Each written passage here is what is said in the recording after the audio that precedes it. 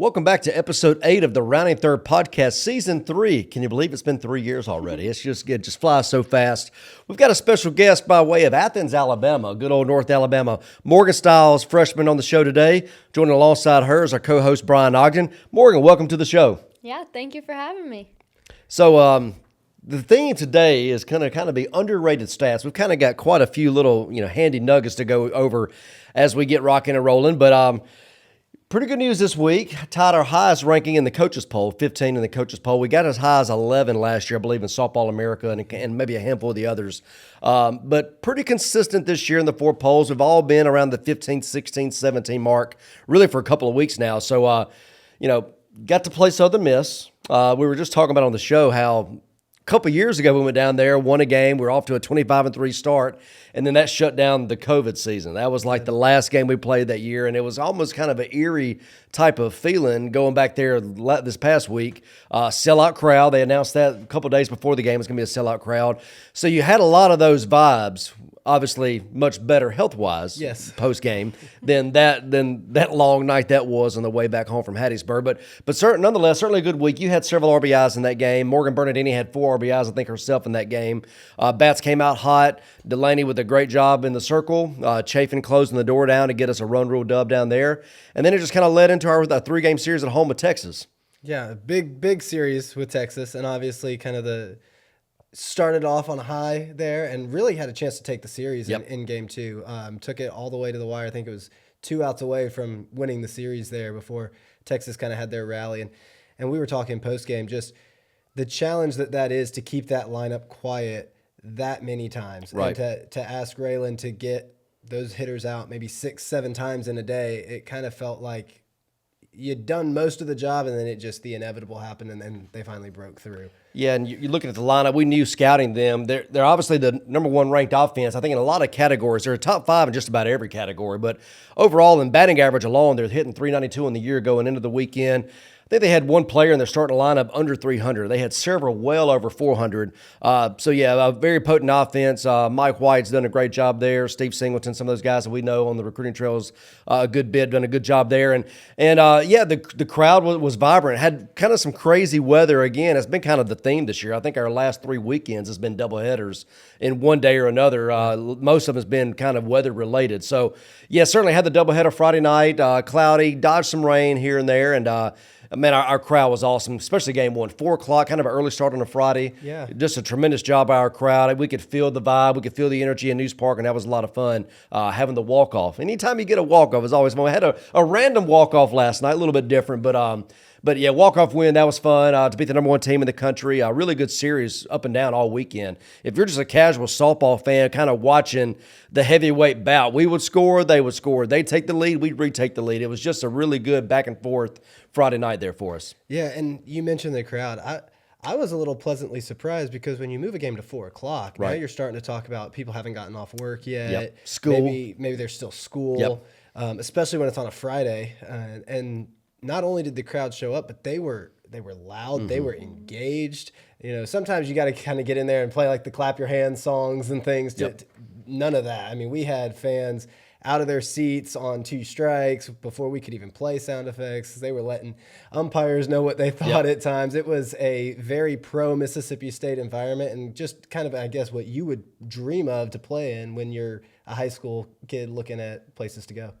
Yeah, absolutely. I remember, like last year, I came to the Florida series on a Sunday game, and it was sold out there. And so I was like, I can't wait to be in this crowd and get to experience that. And I mean, that's exactly what you asked for, and they were great, and we really were able to feed off of them while we were playing. Yeah, and you mentioned the walk-off. So she's kind of got the nickname now of Pinch Hit Paige. Pinch Hit Paige. Yep. Pinch Hit Paige has every RBI that Paige Ernstis has this season has been when she's a pinch hitter. And she's batting .500 as a pinch hitter. There you go. Science, right? Yeah, the science says put Paige in. Yep. And even Coach Ricketts said, there were 2 outs, but she never had a second thought. It was immediately like, when that spot comes up, we're going to Paige. As another fellow freshman and somebody who's kind of been in her shoes there, what do you take from watching somebody like that just really embrace a role, and she knows her role and she gets out there and does that job? I mean, Paige is just an absolute gamer, and no matter what the situation is, she's going to go in there and she wants to beat the pitcher, and she just takes it personal. And I think it's just great to see her step into that role. And I think we all can kind of take a little bit of that mindset of going in there, getting your cuts on, and just whatever happens, happens. And she just swings, and she's having a lot of success, and we love it, and we can count on her, and we have no fear, and we know that she's going to get the job done. Yeah. She goes in there, like you said, fearless, and good things happen. Yep. Right? Put the ball in play, and good things happen. So, one more play from that Texas series I wanted to hit on with you, T. Brett, because I know it's an area that you take a lot of pride in, and you were very proud of this moment when it happened. But the first run in the series was scored on a first and third play where the runner at first completely, we talk about doing a job, did a job. Morgan Bernardini gave herself up, and we were able to scratch across the run. It was good timing. With the way the inning kind of developed, I got to the right spot, the right opportunity with the right runners. There's a lot of ingredients you kind of got to have to make a play like that be successful. I had the right runner at one, Bernardini. She's got a couple stolen bases on the year, so you have to respect her speed. Kylie, the runner at third, also has several stolen bases on the year. You got to respect her speed. And it was just a good spot. It was 2 strikes, had an opportunity to try to make something happen there. We're blessed to have some of the technology pieces that we have in terms of scouting to be able to kind of have an idea of what other teams may or may not try to do in that spot. Texas, not a lot of information to go off of. Not many people run on them. They have a really strong catcher back there, so not a lot of stolen base opportunities against them, but we thought there might be a chance if we get into a tight spot, we could maybe get a run there, scratch a run there. We did, and Morgan did a good job engaging the rundown. Kylie did a good job reading the play, scoring on that, and quickly it was up 1-0 for the Bulldogs. And when you take a lead like that, what does that do in the dugout?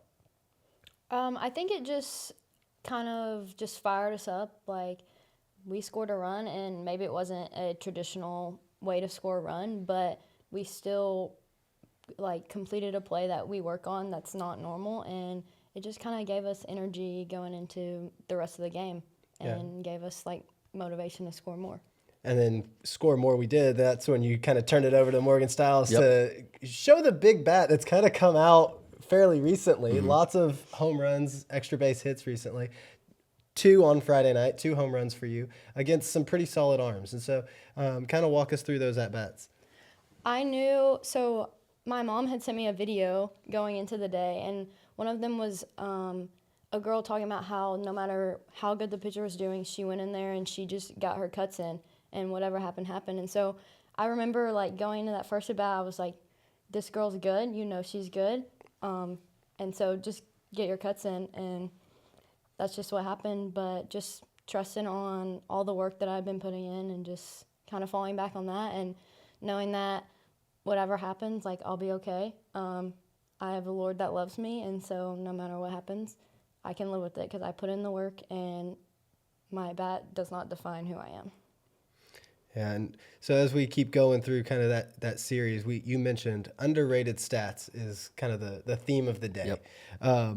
One of the ones that came out Sunday that we were kind of shocked by as it was happening, the first 6 outs of the game, 5 of them were balls to Morgan Bernardini, and she ended up finishing with a career high in putouts out there in left field. How have you seen her grow on the defensive side of the ball? Because she's always kind of had a little bit of that bat to her, but I know you've talked a lot about the work she's put in to become a better outfielder. Yeah, so proud of Bernardini. Call her Mo Beasley out there in the outfield. Spent a lot of time with her and Sacco and Sells, the Sells sisters, Troutman when she gets back off the DL, but we have a good time in the outfield. Greta Grasso does a good job out there too as a true freshman. She's really had some key moments on the base passes for us already this year. But Bernardini kind of coming in out of high school, she was an infielder. She played third base for her travel ball team, the Southern Force, and her first couple of semester, maybe 2 semesters in the outfield, there was a lot of some hesitancy there, on the jumps, just reading balls off the bat, understanding lefty spin versus righty spin, and kind of just finding a home, whether it's going to be left field or right field. Obviously, Sierra Sacco's done a great job in center field, but we thought, maybe the left field could be something that she can kind of grow into, and our left field kind of plays strange at News Park. Obviously, the indoor hitting facility to the left of it creates some interesting winds. Sometimes it can be swirling a little bit left, and we've seen that a lot. We've seen other outfielders come in our place and overrun foul balls that kind of come back towards the field of play due to some of the strange wind and left. So I think Morgan's just done a tremendous job with that. Her freshman year, we had a no-hitter go into the fall once, and there was a ball kind of hit in front of her, and I think she could have caught it laying out, but she didn't. She played it safe and got the one hop. And I think just looking back, the realization wasn't quite there that, hey, there's a no hitter on the line. We got to make that play. And she's one of those that she's extremely coachable. From then on, that play has never dropped in front of her before. And you see the diving play. She's made 3 or 4 diving catches already this year. She's had a couple of plus throws in on plays at the plate, bang, bang plays at the plate. Her arm strength's improved. Her jumps have improved. We tweaked it with some motor preference stuff before the season in terms of her positioning in left field to try to help give us her best chance to get good jumps that go to her strengths. And I think she's just really taken everything that we've kind of taught her in stride and really given us some tremendous outs out there in the outfield. She's getting good jumps. She's working behind balls. We had a lot of crazy wind this weekend too, particularly blowing out to left. And she just did a good job running balls down on some balls that were hit over her head. Yeah. So that Texas series, the series opening win there was Coach Ricketts' 42nd win over a ranked opponent as a head coach. That's 2 shy of the school record. And if you were to count up all of her time as an assistant as well, that record is hers by a mile. But she's really seen this program grow, and we've talked a lot on this show about development of players and how this program has changed over the last 5 to 10 years. And when you look at taking down a number 1 team for the first time since 2015. I mean, as somebody who was here then, what do you remember about that win over LSU versus that win on Friday night, and how were they different? What have you seen that's different as this program continues to change? Well, the LSU game, I remember we played them in a midweek. They were on their way to Tennessee. They stopped and played us, I think, on a Wednesday, and then just kept on trucking to Knoxville, which is kind of funny because that's where we're headed this weekend too, But LSU obviously had a really good 1-2 punch that year with Wall Jasper and Carly Hoover in the circle. Some really big arms. I think they took them to the World Series, if not that year, the following year. So they had a couple of really good seasons right there in the middle in the 2015, 2016, 2017 era. And I can just remember getting off to a big start early on. We scored early in the game, kind of like the Texas game of the night. We got the early lead. We had a ground ball go type play in that game that wound up being bases loaded, everybody's safe. And we talk about first and third plays we work on. These are the kinds of things that you work on a lot that may only happen a couple times a year. And we saw one against Texas the other night. But I remember that game kind of being on SportsCenter the way that the rundown developed between home and third. And then Cat Moore got back safe. So then there was a rundown between second and third. And then Kaylin Adams got back safe. And then Sarah, who hit the ball in the GB Go scenario, she was able to get back safe to first. So you kind of had 3 possible rundowns on the same type of play. And that's the reason why we work on it quite often. Make somebody make a play on you. We were lucky to get everybody safe, and then we got the big hit right behind that. So we wound up winning that game pretty convincingly, and that was a lot of fun. That was a Wednesday game, I believe, and good crowd there too, bringing in the number 1 team in the country. And that was right before the new stadium. I think with the new news part was being built about that time, getting ready to host the SEC tournament the following year. So certainly kind of bringing in a little bit of some good streaks from a ranked opponent standpoint into the friendly confines of News Park, and certainly we've been close. We didn't have any number 1s last year except for Oklahoma. We played them out in Palm Springs.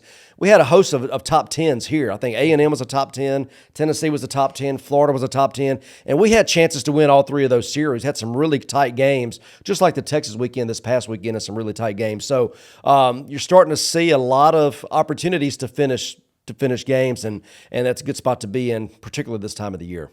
Yeah, and I think one of the things that really stood out after this series was Coach Ricketts made the comment that in 2015, everybody was happy that you won 1 against LSU. Right.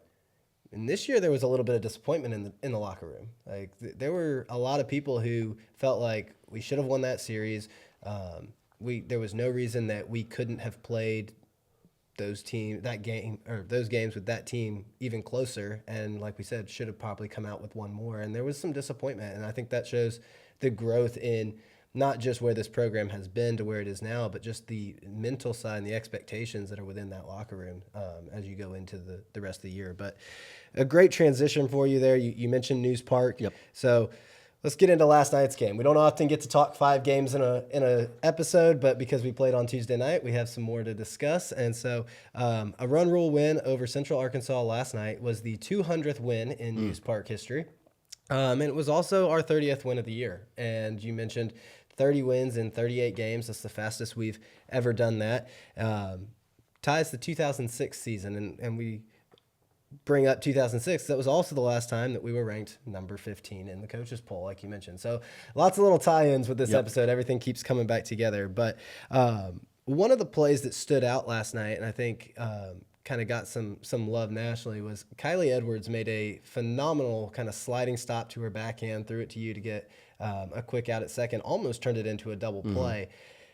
As kind of her double play partner there up the middle, you spent a lot of time with Kylie. What have you taken from watching her play shortstop as you're right next to her there at second base? She is absolutely insane. I mean, she makes plays, and I'm like, how did you do that? I have no idea how you got that ball, but, like, she is so good. And a big thing that I've taken from her just is being confident in yourself. And if you're going to go get the ball, however you want to field the ball, like, just do it and do it with confidence, and you're going to make the play. And I know that she has confidence in me, and we work really well up the middle, and we love each other, and we love being out there with each other, and it's just really great to have somebody that you work well with and that you enjoy being around and playing next to every day. And we've seen her kind of show off the range, but I think a little bit of that's worn off on you. There was a ball this weekend that you ran through a fence to catch, and just kind of from that side of things, when it actually maybe comes down to the technical, like, here's how to get a better jump. Here are the little things that make a difference. What has she pointed out? Just like we talk a lot about pre-pitch and just like staying on your toes, and then the same thing, just like going to get the ball and just wanting every ball. And so just giving your best effort every single ball that's hit to you and just going for it. Yeah. So Kylie's been named the number 11 shortstop in the country by Softball America in this morning's position rankings. And like we said, 200 wins at News Park. That's one of our fun little kind of underrated stats. But as we keep that going, we got to move to the circle. And Delaney Everett had a really great night last night. First complete game for her this season, first shutout this season. Here's the underrated stat. When I read it off to you, I want your response. She's 12-0 in her career. She's 8-0 this year, so doubled her win total this season from last year. She's been a little limited in what she can do, but she still managed to double her innings pitched from a year ago and cut her ERA in half. That ERA, 1.32, that's fourth in the SEC. What have you seen from Delaney that you think maybe is different this year? Obviously, outside of just the maybe sometimes being a little more limited. Well, I think one thing you notice, and you'll see this too next year. The good thing about freshmen is freshmen become sophomores, and I think there's a little bit of a learning curve, if you will, coming from the high school or the travel ball scene into this spot, particularly in this league where this league's not very forgiving. But what you see with Delaney is her mindset, number one, is second to none. You know, she's always been a dog, and we use that word quite often when we're describing several of our players, like just got that dog mentality. And it kind of goes back to the meme of that little guy up in Illinois or something giving that dog interview. And so sometimes it's a little bit tongue-in-cheek, but she really is a dog. And she has a tremendous mound presence. She has a poise. She has a swagger about her. She pounds the strike zone. She gets soft contact. She lets her defense play behind her. She's not worried about striking people out, although she does have quite a few strikeouts. But I think she just does a tremendous job. Her and Coach T together, they kind of remind me of each other a little bit. Similar size, similar build, both throw hard. And Delaney's just, her stuff's moving tremendously more than it was a year ago. And it was moving some last year too, particularly down the stretch. You look at what she did in the Stanford Regional, what she did in the SEC tournament. So you started kind of seeing shades of it starting to come to fruition there toward the end of the year last year. And I think that's just been able to kind of take it and run with it this year and just add another little element to her repertoire. But I think her and Coach T do a tremendous job together. Jesse and Ella have both done tremendous jobs behind the plate. Jesse's been doing a good job with really all of our pitchers for the majority of the year. And then Ella's just been, a stalwart back there, getting some strikes. You look at both of them, and they're kind of getting some love on some Twitter and stuff too, with the amount of marginal pitches that they're getting called strikes. Just doing a great job of sticking pitches and doing a tremendous job of receiving some of those. So I think it's a little bit of a three-headed monster. Coach T, the person in the circle, and the person behind the plate. You kind of need all three of those folks working together, and I think the three of them are doing a tremendous job at that. And you mentioned the mentality shift, and we talked about strikeouts. She actually brought this up in the press conference last night. She doesn't really consider herself a big strikeout pitcher. She's there to miss bats. She said just enough. Yep. She's not going to miss it entirely all the time. She just wants to miss it just enough to get that soft contact you talked about. As an infielder behind her, how do you approach those at-bats knowing that that's the way that she's going to pitch these hitters? Well, it kind of just makes it easy for you as an infielder because you have confidence in her. She goes right at batters. She doesn't throw a lot of balls where you kind of get in a lull and get on your heels. Like, she's going to go right at them, and she's doing her job. So as an infielder, you want to do your job and make a play, but she makes it easy because they're not barreled up. So nice little tricklers, slow rollers right to you, Yeah. easy things like that. You want to take our next one? We got a few, like we said, this is the underrated stats day. There's a few good ones here. Yeah, quite a few. Nadia Barbary, another underrated stats. Now, she got a little bit of love last year in the SEC, led the Southeastern Conference in doubles in league play. Obviously, has a ton of RBIs in the two-hole for us. Her and Saka both have a high percentage of RBIs in the team. That just kind of speaks to how strong they have been at the top of the order. But Nadia, 15 extra base hits, 7 homers already. She had 4. 4 was her previous high. She's hitting 70 points higher this year than any other year she's had since she's been here, and she's in year 3. She is, 21 doubles last year. She got 15 already this year. Slugging is 150 points higher than ever before, too. So, again, we've commented on Marcy Hoppa and what she does in the weight room. We've talked about Sean Cervelis and what they've done with our nutrition. And Macy Semino, it was that National Athletic Trainer Month this past month. And, man, our girls really rely on her quite a bit, keeping everybody healthy, keeping everybody, in shape, checked in, ready to go, locked in, the whole thing. And it's really just, we talk about the eyes of Mississippi State being on you, and it's all the different people on top of the coaches. It's everybody else kind of doing everything they can to make our players better. And it even trickles down to the field. Mississippi State's known for its turf grass school. Several different hybrids of grass we've developed here at Mississippi State that have gone on to be used at the Rose Bowl and several major league stadiums and NFL stadiums throughout. But you're seeing that when you talk about Kylie and you in the middle of the infield, really. And you talk about making plays, and you're talking about getting the balls on your feet. I think it's one thing when infielders go to their knees a lot. It's another one you can make that play on your feet, and both you guys doing a tremendous job of getting the balls on your feet and making plays and getting outs. We almost had a great double play last night that we alluded to a minute ago, but we don't have that without a good surface. And Peyton Smith and those guys done a tremendous job with our grounds crew. The field is playing the best it's ever played before, and I think that's one of the reasons why you're seeing the fielding percentage climb up to be one of the best ones in the SEC. I think we're around 970 so far this year. So you're seeing a lot of different things, and we venture to say our home fielding percentage is significantly higher. We had some errors early in the year, kind of on some weird parks, some city parks. But you're kind of getting back to the friendly confines of News Park and knowing how our field plays and just doing a great job of dominating routine plays on the infield too. Yeah, that fielding percentage is 4th in school history right now if the season were to end today. So, and you like we said, the Marcy Hoppa effect of, Nadia doesn't have quite as many doubles as she did last year, but she's got twice as many home runs. Yep. And key home runs. The game time, the go-ahead home runs, those have been massive. The extra base hits at Northwestern. I mean, she had a huge inning for us to kind of get us going at Northwestern en route to 2 run rule dubs up there. And they had a good week this past week. They swept Minnesota back in Big Ten play. And, again, we knew that was going to be a series that was going to be good for us down the road. Taking a series up in Chicago, the reigning back-to-back Big Ten champs. So we were able to kind of get the bats going. And I thought you saw that kind of coming to fruition again as we got back into league play this past weekend and then the midweek at Southern Miss before that. Yeah. This next one's one of my favorite ones because when we found it, we were shocked. And I think anytime people actually hear it, it might take a second, but then when it lands, they're like, wow. Yep. Mississippi State's record when Sierra Sacco scores a run, 57-8.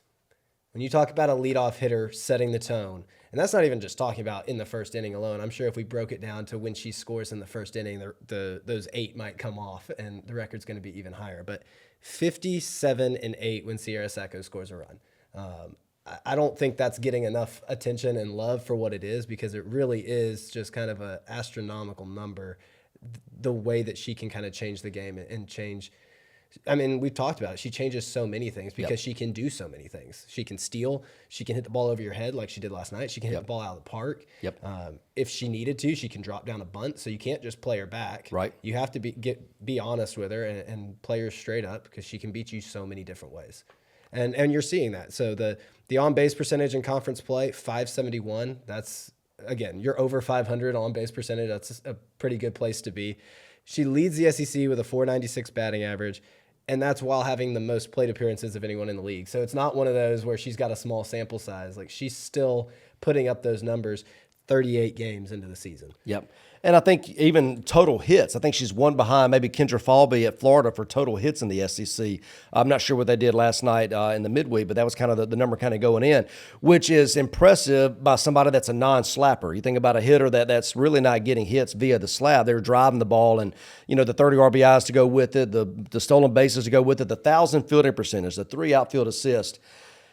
For that kid to not be preseason All-SEC is kind of a head-scratching. You really look at the whole lineup through and through. You see 9 homers, 8 homers, 8 homers, 7 homers, 6 homers.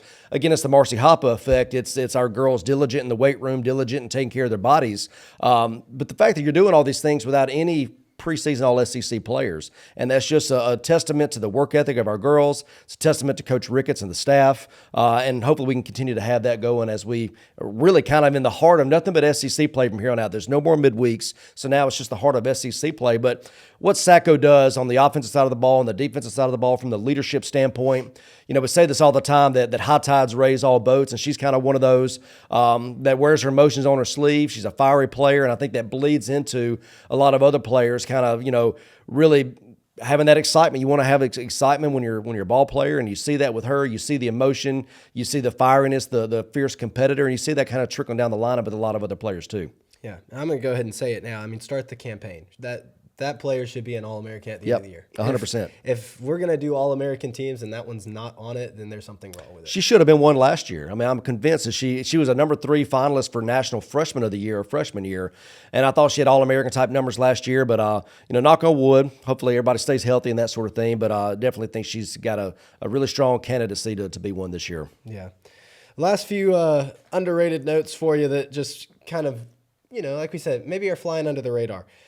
Mississippi State, second in the SEC in doubles in conference games, one off of Oklahoma, and everybody knows what that offense likes to do. Second in the SEC in fewest walks allowed, and third in fewest home runs allowed. So the pitchers are also, like we talked about, they're attacking the zone, They're filling it up, and we're getting good results because of it. We talked about this last week, but 6 runners picked off. The rest of the SEC now has 8. So when you're talking about a league that has 14 pickoffs through hundreds of games at this point, and Mississippi State has almost half of those. Jessie Blaine has 5 of those. She's done a phenomenal job behind the dish. Maybe doesn't have a ton of runners caught stealing, but that's because not very many runners are taking off on her. Very few chances. Yes. And then we already talked about the 30 wins in 38 games, fastest to that mark since 2006. So one more that we kind of got to talk about here, and we were discussing this pregame yesterday as we were working on the lineup. Morgan Stiles' season could kind of be encapsulated in kind of this underrated theme as a little bit of a rocky start, we can admit. Batted 200-ish for the first 3 weeks of the season.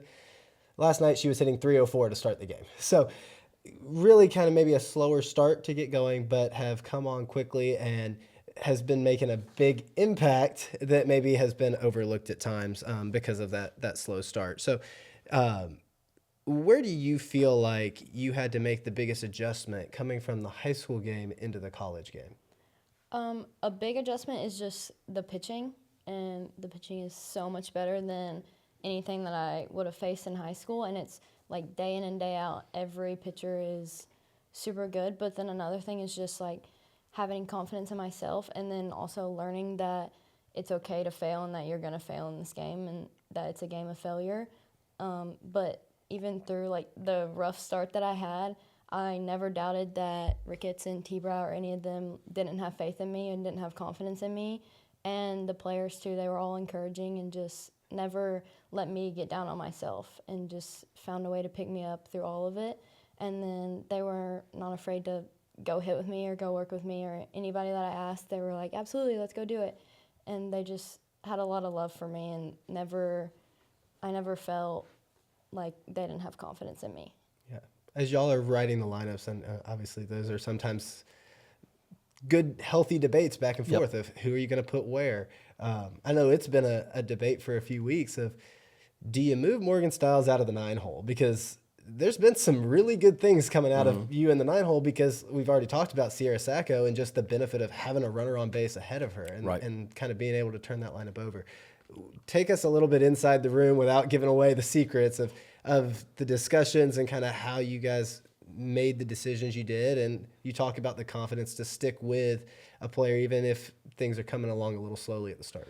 Well, Morgan's one, and we knew this from the high school ranks. Known you for quite some time, from camps and everything else. So you know that the work ethic that's there. You talked to one of your coaches growing up, Slade. We all know Slade very well, and you always knew that the work ethic was going to be there. And even in the fall, when we're doing all of our challenges, our team challenges, we had everybody broke up into 3 different teams. You're either on my team or Zach's team or Terrence's team, and we all kind of had a little healthy competition week in and week out throughout the fall. And you were on Zach's team, and one of the categories were blast wings. So which player is getting the most blast wings, and you were getting a large majority of blast wings, and that just kind of goes into putting the hay in the barn. To use that illustration, you knew that the work's being put in, the work, even when nobody's watching, is being put in. And those things tend to, over the course of 56 games, kind of level out. And sure, some balls you hit hard early on, they weren't finding holes, but the beautiful part of this game is over 56 games, they're going to start finding holes. I think the month of March, you had 4 home runs. You've had 3 in your last 10 games. So you're talking about moving the lineup up. It's just kind of a riding the hot hand. There's no science to this or science to that. Sometimes it's kind of a gut instinct. And what are you feeling? This is something that analytics don't understand. They don't understand the heart of a player. They don't understand what's going on behind the scenes with the player. So I think that's part of the stuff that kind of goes into writing the lineup and who's going to be and where. But just look at the last 10 games and the amount of quality at bats, the amount of the run production. The bases to clear and double against Auburn was big. That led to Nadia's grand slam. All these things kind of lead to these. The Northwestern home run, they kind of got back into it, and then you quickly hit the solo shot to extend the lead. And we talk about extending the lead a lot.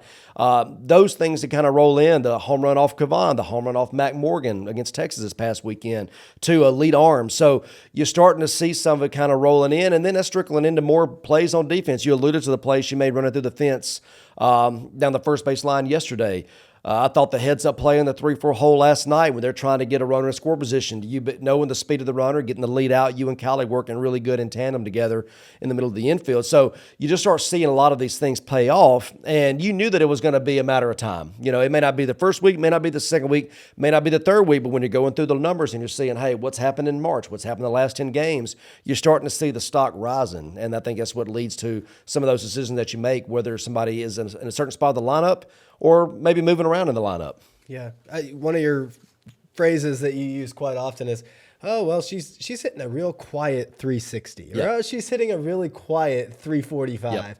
And I think that was kind of what we were seeing. Like, to your point, maybe there was an impression created early on, and as those numbers kept coming up, hey, you're hitting 340 or something over the last 10 games. It's maybe time to move up a little bit in the lineup and give opportunities to drive even more runs in than you already are. Right. We've talked a lot as well on this show about player development, and you just mentioned the blast swings, and you talked about people being willing to put that extra work in. But has there been anything specific physically, developmentally, where you're like, that was a change or an adjustment that I made that I think has been really helpful? A big thing that I had to learn, because I'm a big hitting person, but as he mentioned with Coach Slade, I would always hit with him back home because he lived really close to me. And so learning that I maybe had to go hit on my own and I couldn't rely. I could call him obviously whenever I wanted, and I did a lot, let me tell you. But I would have to go on my own and kind of fill out on my own what I needed or what I thought I needed until I could get on the phone and talk to somebody or go talk to Coach Ricketts or find somebody to kind of watch me hit. And so just learning how to kind of go hit on my own off a tee was a big thing. And then also just relying on hitting off the machines. We do that a lot, and that's something that I didn't do a lot back home because we didn't have access to all of that. And those have helped a lot, and Coach Ricketts and Zach and T-Brett, they all do a really good job of setting you up for the game and letting you see the pitchers and kind of giving you confidence going into the game, knowing that, oh, I just hit 7 rounds off of a machine, off of this pitcher, so I can hit her in the game. And how much does having film and that prep time? Sierra mentioned this last night. Yep. There's no more midweeks. Instead of having a Tuesday practice focused on a Wednesday starter for a midweek and then having to turn the page and focus all day Thursday and as much little time as you get Friday before you have a weekend against an SEC team. Now you have 3 days to get ready for these pitchers. How does the adjustment to it's the college game? There's film on me, there's film on her. They know where my weaknesses are, but I got to find out where their weaknesses are. How has that adjustment kind of come along? It was a big adjustment at first just because I didn't have access to very much film. Like during travel ball or school ball, you kind of just go out there and play. And so learning what you can take from it without taking too much and overthinking it when you're in the box, but also still relying on it because at the same time, you've seen the pitcher and so you know what they can do and what tools they have. And so relying on everything that you've seen and you worked on without overthinking it too much and trying to guess at a pitch that's coming or something like that. How is that different from when you played? I mean, you had some film, Yep. but you definitely didn't have the pitching machines that are capable of identically replicating that pitcher for you, where you can go, like you said, and hit 7 rounds off that pitcher before you have to actually face him in a game. Yeah, it was. You're trying to create scouting reports based on what was available on TV, So, and I know we would always have scouting reports posted on other baseball pitchers or something like that. This is years ago. This is like 12 years ago, 13 years ago, before there was Synergy and everything else. But a lot of times it was word of mouth. I can remember calling up coaches from, hey, we'll trade so-and-so for so-and-so if you'll let us know what this pitcher has and that pitcher has, and we'll tell you what this pitcher has and that pitcher has. And it was kind of a lot of relationships kind of in the baseball circles. That's how it used to be 10, 15 years ago, going through box scores and play-by-plays to figure out, okay, where does this left-handed hitter hit their balls? Well, a lot of their balls go to left center, like you're doing it based off box scores and a lot of those types of things. And it's really come a long way since in terms of scouting. But you're right, being able to know what they're doing, hey, rise ball, drop ball. You understand the outs, like there are a lot of fly ball outs. They're probably a rise ball kid. They get 74% ground ball outs. Well, they're probably got something moving down in the zone. It's just kind of what the stats are telling you. But being able to have the ability to replicate pitches and gas up the machines if a kid's throwing hard and slow them down if a kid's not throwing as hard. Being able to do that to try to be as on time as you possibly can be, because hitting's hard. I mean, it really is. You're talking about Carlin Pickens, somebody we'll see this weekend. She got a lot of love the last week with the 78-mile-an-hour pitch. I think that's 110. Somebody posted like 110, 111 miles an hour in baseball for somebody that's throwing that hard in terms of how quick you have to react to that. So being able to have machines, you can kind of replicate some of that stuff and hopefully get your timing down to where you can be gassed up for some of those types of pitches. But, you talk about the ability to do things on your own. I think that's the big part and kind of a learning curve we can have for folks that are listening on the show back home. You get to college and you get 20 hours a week. That's when you're in season. The fall, you have a limited time to be in 20-hour weeks. The rest of it is very limited time. You're talking about your 8-hour weeks, and half of that's probably in strength and conditioning or meetings. So you really got a much smaller window to try to work on your swing and really craft your swing. And the ability to have access to an indoor like ours, you be able to go in your thumb. If it's 9 o'clock at night, you want to go in and get some swings in, you can. If you want to turn the machines on, you can. There has to be an ability to try to figure some stuff out by yourself, because not always we're hamstrung by rules on how often we can be there with you. And I think players that do a tremendous job of trying to get close to 10,000 hours as quickly as they can, to quote Malcolm Gladwell's Outliers there. But try to be an expert. How close can we get to 10,000 hours? Well, 20 hours a week, you're not getting there. But if you're able to do stuff more and more on your own, you got a much better chance of getting there. And that's where you're starting to see some of the growth happen to me with you this season. Yeah, you mentioned Carlin Pickens there in the 78 miles an hour. So let's kind of round third, head home. Yep. Whenever you're rounded third, you're headed home. Tennessee this weekend, going up to Knoxville. Hop on a plane tomorrow and charter up there. 3 big games with a team that consensus top 10, but pick your poll on what number you want to put next to their name. I think a good point to that, though, as well, is what Lexi Sosa said this week of once you're on the field, the numbers on the names mean nothing. And so what are you looking forward to this weekend? Well, just an exciting opportunity. Every weekend in this league is like a super regional. We say that quite a bit. We've been saying that for years now. I think folks are kind of starting to agree with us on that. It's another super regional. Tennessee's a very, very solid team. Karen Weekly's done a tremendous job there. They've got several good players. We've got several good players. It's going to be a tremendous environment. I'm looking forward to the train going by. We've talked about Maddox and the love for trains on the show before. He's got a little, train in his room, 4x8. It's a lot of fun. But, we get to see that. They got the train tracks in left field. And, taking BP Thursday night, with the trains back there. It's kind of cool. It's neat going up there. They have a love for softball in Knoxville, and it's going to be a good crowd, I imagine, all weekend. Weather might become a little bit of an issue as we get into Sunday.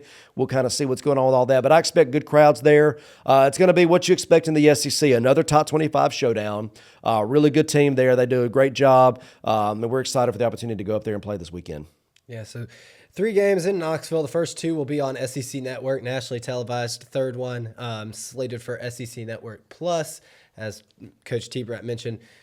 Hopefully that one stays where it is, but there's always a possibility that it might move around as well, and we'll keep you posted on that. But it was an underrated day. Underrated day. But thank you guys for tuning in to the 8th episode of the 2025 season. For Brian Ogden and Morgan Stiles, I'm Tyler Bratton. Hail State. Hail State.